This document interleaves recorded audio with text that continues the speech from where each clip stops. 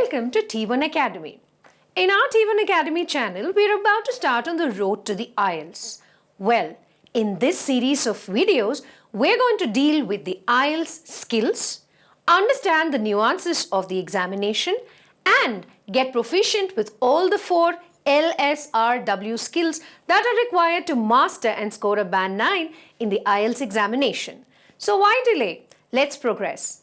In today's video, we're going to take an overview of what IELTS basically is, who is eligible to take this exam, when to take this exam, how to write this exam, where to write this exam, and the many more details. So firstly, what is IELTS basically?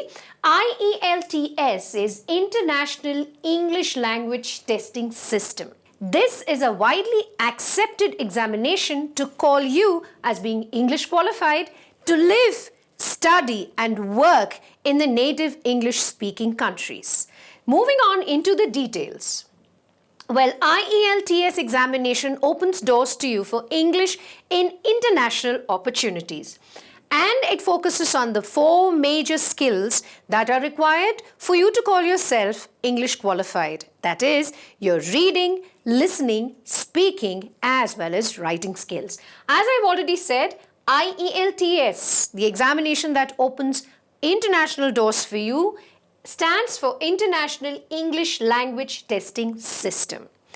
Now, IELTS, as I told you in this video, we will be focusing on what and why is IELTS required, the pattern of the IELTS examination, the types of tasks from different modules of the examination, the band rating or the scores and their details, now computer versus paper-based examination, and how to go for booking your IELTS spot. Firstly, what is IELTS? Now, the most well-known, globally acclaimed and accepted English language examination for proficiency to survive, that is to live, work and study in native English-speaking countries is nothing but your IELTS examination, which is recognized by more than 9,000 worldwide global organizations, which includes not just educational institutions, that is your universities, but also by employers, immigration authorities, governments, as well as professional groups. Now, this test of English language ability is recognized in the UK, Australia, New Zealand, United States of America and Canada. Aspirants who are students and aim to study in universities in Canada must definitely score a 5.5 minimum for getting in to the institutions in Canada. Now, in India, the only organization which conducts this IELTS examination is IBP. And this exam, that is the IELTS examination, stimulates or evaluates how you use English for your job requirements, for studying, and also for a daily life in the native English-speaking countries. Now, there are 2 types of IELTS examinations. One is the academic examination, that which is supposed to be meant to be taken by students who want to study abroad. And the other one is the general IELTS examination, which is suitable for those who want to pursue a career or immigrate abroad. Now, this test can be taken in 2 formats. One is your pen and paper based examination and the other one is the computer based examination. Now, what is the difference between the computer based and the paper based test? The only difference is where you read from. If you're taking a pen and a paper based test, you read from the paper that is given to you, that is your question paper booklet. If you're doing a computer based examination, you read your questions and your questions appear to you on the screen. Now, decide, depending on your requirements, whether you would like to immigrate for your job purpose or settle down in the native American countries, or you'd like to pursue your higher education where the medium of instruction is English. Depending on your requirements, you decide which examination you take. In our video today, we're going to deal and discuss with the academic test for IELTS. Now, There's basically not much of a difference except for a couple of modules here and there for both general as well as academic IELTS test. That's one thing that we all have to remember. Now, the IELTS format is intended for applicants who would like to train or study at an English-speaking university where the medium of instruction is English. Besides, it also helps you in fields where English is the medium of teaching as well as for professionals. It is also appropriate for applicants who wish to apply for non-academic training and find employment or immigration. Now, the IELTS test has got 4 segments: your listening segment, reading segment, writing segment, as well as the speaking segment. The L and R skills, that is your listening and reading skills, are known as receiving communication skills, because listening, you're listening to your instructor, examiner, or the listening text that is being played to you. Same is the case with reading. 3 lengthy passages are given to us and we are expected to read and respond to them. So they are receiving communication skills, wherein your analytical skills are tested.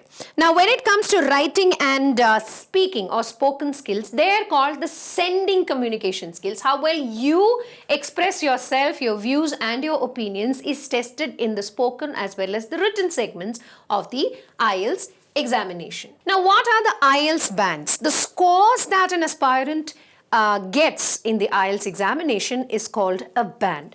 Now, for each of the 4 modules, that is L, S, R and W, the aspirants or candidates obtain a band score ranging from 1 to 9. As we've already discussed, a minimum of 5.5 is required by the aspirant to call himself or herself as English qualified. Now, the average of the 4 scores that you get in your 4 modules is rounded off to the closest full or half band, and that yields your GPA or your overall band score. A band 5 indicates a modest user who struggles with employing complicated language and frequently makes grammatical errors. Most institutions require a minimum GPA of 5.5 before they declare you as being English qualified. Now, here are the different bands. I hope this is visible. Now, a band 9, if you were to score a band 9, you are called an expert user. Who is an expert user? The test taker has fully operational command of English as a language. Their use of English is appropriate, fluent and accurate, and shows complete understanding of instructions. Band 8, your title as a very good user. The test taker has fully operational command of the language with occasional unsystematic inaccuracies and inappropriate usage. Here and there you make some grammatical errors. They may misunderstand some things in unfamiliar situations, some things. They can handle complex and detailed argumentation perfectly well. Moving on to the next band, that is band 7. We are going down the band scores. A band 7 scorer is called a good user of the language who has operational command, though with occasional inaccuracies and inappropriate usage, sometimes misunderstands some situations. They generally handle complex language well and understand detailed reasoning. Now, a band 6 is a competent user. The test taker has effective command of the language despite some inaccuracies and inappropriate usages and misunderstandings. They can fairly well use complex language, and they're very particular with regard to familiar situations and not unfamiliar ones. Band 5, that person is called a modest user, as I've already told you, has partial command over the language and copes with overall meaning in most situations, although they are likely to make many mistakes. They should be able to handle basic communication in their own field, and they may not be able to deal with unfamiliar situations. Now, a band 4 user is limited because the basic competency is limited only to familiar situations. They frequently have problems in understanding and expressing themselves and cannot use complex language. When it comes to band 3, beyond which we are not going to discuss, it's an extremely limited user, and they can convey and understand only general meaning in very, very few familiar situations and keep making a lot of errors, and there is a lot of breakdown in communication. Now, the next thing is, what is the duration and what is the flow of the test? So, which segment comes first and which one comes next? Now, duration as we've already discussed, the entire duration of the IELTS examination is approximately 3 hours, 2 hours, 40 minutes something. So approximately 3 hours. Out of this, the first 30 minutes are for your listening segment. The next 60 minutes are for your reading segment. The third 60 is for your writing segment.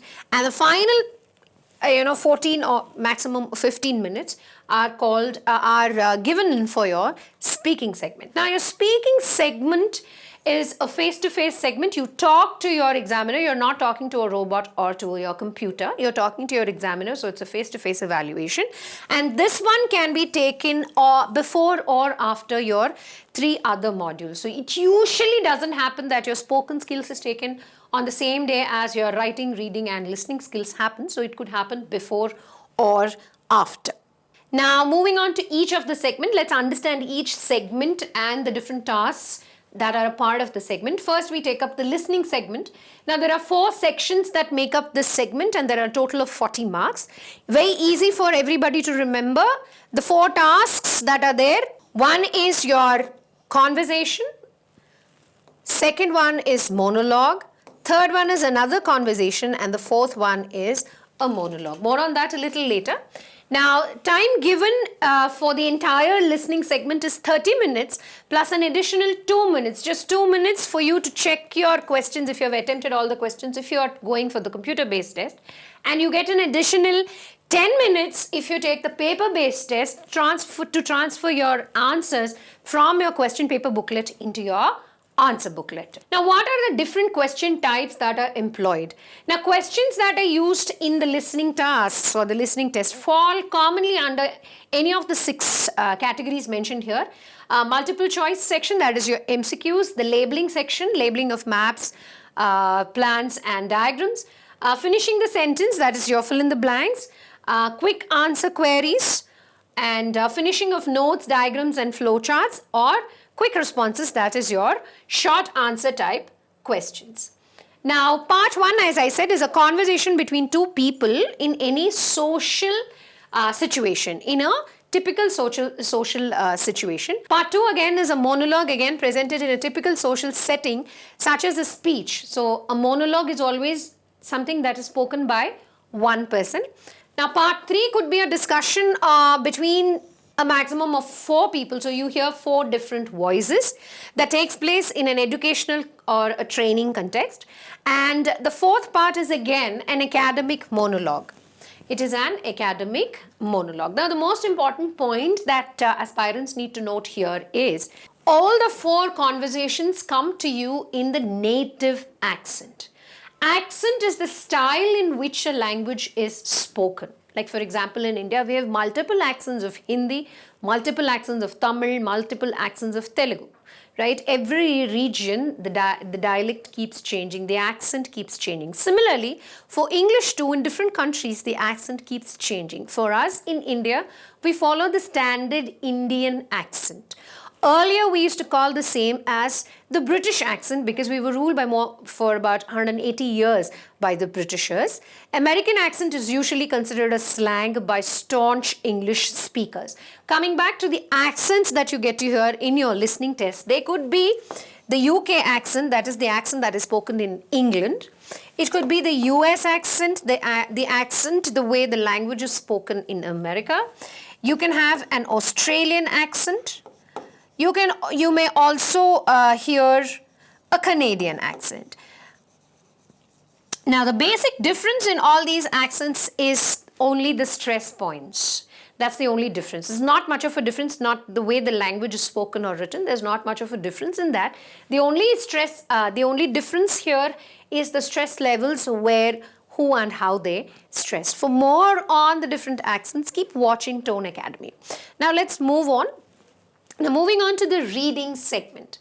Now, the reading segment for academic test has got 3 components. You get 3 lengthy passages, which are about 1,500 to 2,000 worded passages.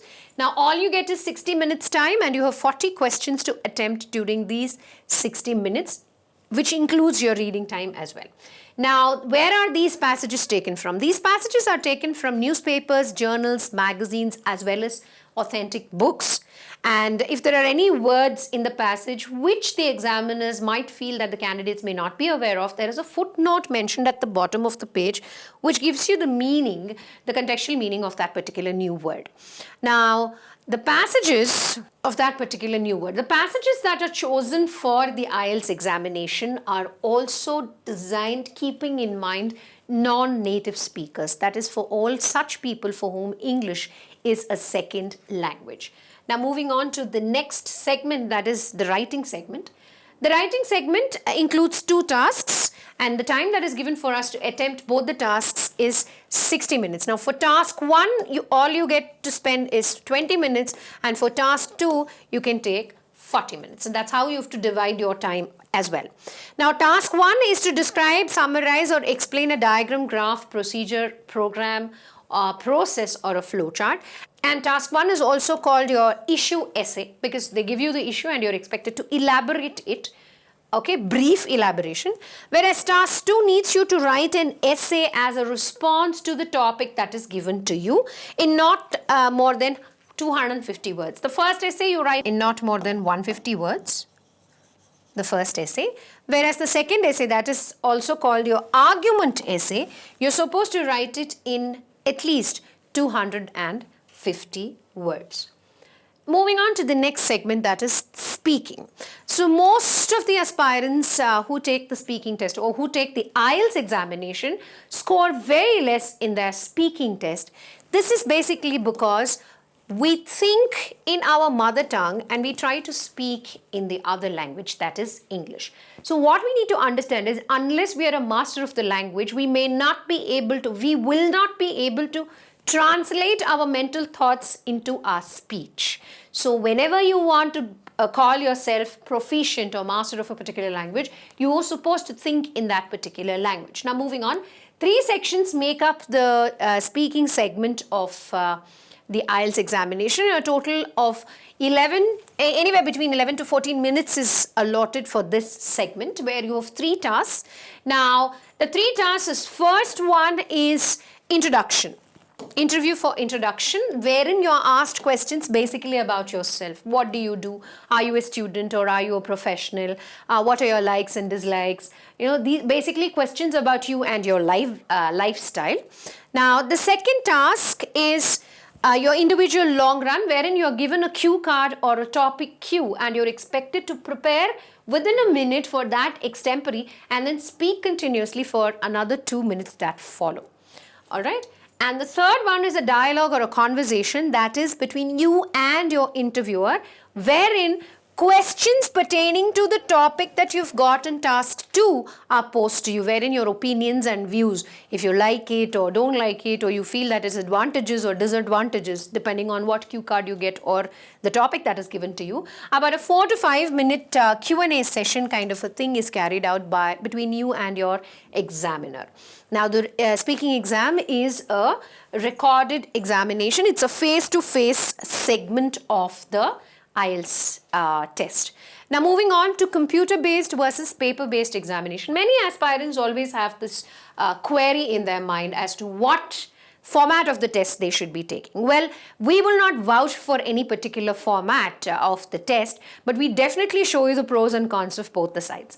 So let's talk about the availability of the test. At most of the centers and locations, paper-based test is maybe for about 2 days a week. Whereas if you talk about the computer-based test, it's available almost every day, 7 days a week. So that would be one thing that you'll have to look out for. Booking a slot becomes somewhat a little challenging for you. Now the result time for paper-based test is about a week to a fortnight, whereas computer-based test, it's just 5 days. Because it's a computer-based test, evaluation becomes very easy. Now, where do you read from? On the paper-based test, you read from a booklet, whereas in the computer-based test, you read from the screen. So, it all depends on your comfort. You feel if you have the hard copy in your hand, you read it better. Some people say it is easier for them to read it on the screen of their computer. So it all depends on your reading comfort. The most crucial point when it comes to choosing between the paper and the computer-based test is the extra time that is given for your listening segment. You get 10 minutes of extra time for your paper-based test, whereas you get 2 minutes of time, just 2 minutes of extra time for your computer-based test for your listening segment, as we've already discussed. Now, when not to take the computer test? When not to take the computer test? One, if you have problems with typing. If you have problems with if your typing speed is not up to the mark, remember this test exam is a timed examination. So if you don't have time, if your speed cannot match with the speed of the time that is mentioned there, ticking of the clock, then don't go for the computer-based examination. And secondly, if you're not comfortable on reading from the screen, okay, if your screen reading hampers your speed of reading otherwise, then never go for the computer-based test. Now, when not to take the paper-based test?